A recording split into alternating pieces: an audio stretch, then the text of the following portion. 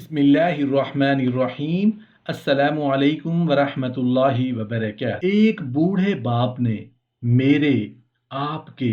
ہم سب کے پیارے آقائے مدنی صلی اللہ علیہ وآلہ وسلم کو رلا دیا۔ ایک نوجوان نے اپنے بوڑھے باپ کی شکایت رسول اللہ صلی اللہ علیہ وآلہ وسلم سے کی، تو آپ صلی اللہ علیہ وآلہ وسلم نے اس کے باپ کو بلوایا، اور وہ بوڑھا باپ راستے میں دل ہی دل میں کچھ اشعار کہتا ہوا چلا آ رہا۔ اس نے اللہ پاک سے حضرت جبرائیل علیہ السلام کے ذریعے رسول اللہ صلی اللہ علیہ وآلہ وسلم کو پیغام بھیجا کہ اے محمد صلی اللہ علیہ وآلہ وسلم،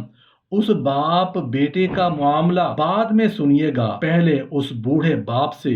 وہ اشعار سنیں جو راستے میں یہ کہتا ہوا آیا ہے۔ جب یہ بوڑھا باپ رسول اللہ صلی اللہ علیہ وآلہ وسلم کی خدمت اقدس میں حاضر ہوا تو آپ صلی اللہ علیہ وآلہ وسلم نے کہا، اے بوڑھے بزرگ، تمہارا اور تمہارے بیٹے کا معاملہ بھی ہم سنیں گے، لیکن پہلے آپ وہ شعر سنائیے جو آپ راستے میں پڑھتے ہوئے چلے آ رہے تھے۔ جب اس بوڑھے باپ نے آپ صلی اللہ علیہ وآلہ وسلم کو اشعار سنائے تو رسول اللہ صلی اللہ علیہ وآلہ وسلم اتنا روئے کہ آپ کی داڑھی مبارک تر ہو گئی۔ یہ کیا ماجرا ہے، اور ان اشعار میں ایسا کیا تھا جنہیں سن کر رسول اللہ صلی اللہ علیہ وآلہ وسلم بھی رو پڑے۔ ایک شخص رسول اللہ صلی اللہ علیہ وآلہ وسلم کی خدمت میں حاضر ہوا اور اپنے بوڑھے باپ کی شکایت کی کہ یا رسول اللہ صلی اللہ علیہ وآلہ وسلم، میرا باپ مجھ سے پوچھتا نہیں اور میرا مال خرچ کر دیتا ہے۔ آپ صلی اللہ علیہ وآلہ وسلم نے اس کے باپ کو بلوایا۔ جب اس کو پتا چلا کہ میرے بیٹے نے رسول اللہ صلی اللہ علیہ وآلہ وسلم سے میری شکایت کی ہے تو وہ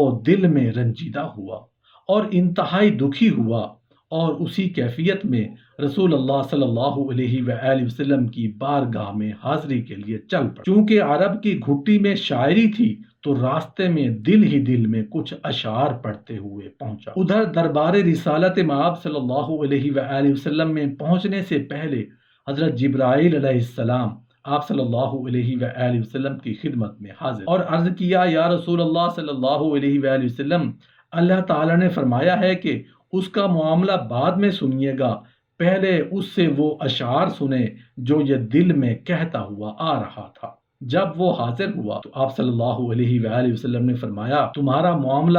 بعد میں سنا جائے گا، پہلے وہ اشعار سناؤ جو تم دل میں کہتے ہوئے آ رہے۔ وہ آخر صحابی رسول تھا، یہ سن کر رونے لگا کہ جو اشعار ابھی میری زبان سے ادا بھی نہیں ہوئے اور میرے اپنے کانوں نے بھی نہیں سنے، آپ صلی اللہ علیہ وآلہ وسلم کے رب نے وہ بھی سن لیے اور آپ صلی اللہ علیہ وآلہ وسلم کو بھی بتا دیا۔ آپ نے ارشاد فرمایا، وہ کیا اشعار تھے، ہمیں بھی سناؤ۔ اس صحابی نے اشعار پڑھنا شروع کیے جنہیں سن کر پتہ چلتا ہے کہ وہ کس قدر جذباتی کیفیت اور دکھی دل کے ساتھ دل میں ادا کیے ہیں۔ ان اشعار کا اردو ترجمہ یہ ہے کہ اے میرے بیٹے، جس دن تو پیدا ہوا ہماری محنت کے دن اسی وقت سے شروع ہو گئے تھے۔ تم روتے تھے تو ہم سو نہیں سکتے تھے، تم کھاتے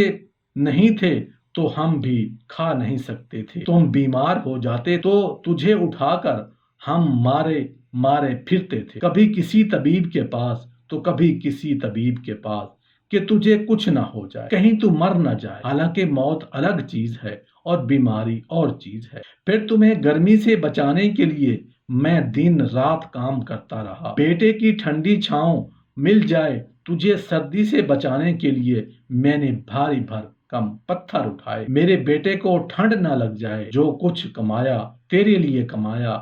جو کچھ بچایا تیرے لیے بچایا، تیری جوانی کے خواب دیکھنے کے لیے میں نے نہ سردی کی پرواہ کی اور نہ گرمی کی، دن رات اتنی محنت کی کہ اب میری ہڈیاں کمزور ہو گئیں اور تم کڑیل جوان بن گئے ہو، پھر مجھ پر خزاں نے ڈیرے ڈال دیے لیکن تیرے اوپر بہار آ گئی، میں جھک گیا اور تم سیدھے ہو گئے، اب میری خواہش اور امید پوری ہوئی کہ تم ہرے بھرے ہو گئے ہو، سوچا کہ اب زندگی کی آخری سانسیں تیری چھاؤں میں بیٹھ کے گزاروں گا، مگر یہ کیا ہو گیا کہ جوانی آتے ہی تیرے تیور بدل گئے، تیری آنکھیں ماتھے پر چڑھ گئیں، تم اس لہجے میں بات کرتے ہو کہ میرا سینہ پھٹ جاتا۔ اس انداز سے تو کوئی اپنے نوکر سے بھی بات نہیں کرتا۔ میں نے اپنی ساری امیدیں چھوڑ دیں اور سمجھ گیا کہ میں تیرا باپ نہیں نوکر، نوکر کو بھی کوئی ایک وقت کی روٹی دے ہی دیتا ہے، تم مجھے نوکر سمجھ کے ہی مجھے روٹی دے دیا کرو۔ یہ اشعار سناتے سناتے بوڑھے باپ کی نظر جب رسول اللہ صلی اللہ علیہ وآلہ وسلم کے چہرہ انور پر پڑی تو دیکھا کہ آپ صلی اللہ علیہ وآلہ وسلم اتنا روئے کہ آپ کی داڑھی مبارک تر۔ آپ صلی اللہ علیہ وآلہ وسلم جلال میں اٹھے اور اس کے بیٹے کو سختی کے ساتھ فرمایا کہ تم اور تمہارا سب کچھ تیرے باپ کا ہے۔ والدین کے ادب و احترام کا حکم اللہ رب العالمین نے دیا اور آپ کے رب نے حکم فرمایا ہے کہ تم اللہ کے سوا کسی کی عبادت مت کرو اور والدین کے ساتھ حسن سلوک کیا کرو۔ اگر تمہارے سامنے دونوں میں سے کوئی ایک یا دونوں بڑھاپے کو پہنچ جائیں تو انہیں اف بھی نہ کہنا اور انہیں جھڑکنا بھی نہیں، ان دونوں کے ساتھ بڑے ادب سے بات کیا کرو اور ان دونوں کے لیے نرم دلی سے، عاجزی اور انکساری سے بازو جھکائے رکھو اور عرض کرتے رہو، اے میرے رب ان دونوں پر رحم فرما جیسا کہ انہوں نے بچپن میں مجھے پالا تھا۔ ایک باپ اپنی اولاد کے بہتر مستقبل کے لیے اپنی پوری زندگی داؤ پہ لگا دیتا ہے، اور جب اولاد خدمت کے قابل ہو اور منہ پھیر لے اس باپ کے لیے جو اپنی اولاد کی ہر خواہش کو پورا کرتا ہو اور بڑھاپے میں اس کی حالت یہ ہو جائے کہ وہ اپنی بیماری اور ضرورت بتلاتے ہوئے بھی ہچکچاتا ہو، تو یہ جوان اولاد کے لیے بہت بڑا لمحہ فکریہ ہے۔ کیا یہ گھر گھر کی کہانی نہیں ہے؟ اپنے والدین کی خدمت کو بہت بڑی سعادت سمجھتے ہوئے رب کو راضی کریں، جیسا کہ نبی کریم صلی اللہ علیہ وآلہ وسلم نے فرمایا، رب کی رضا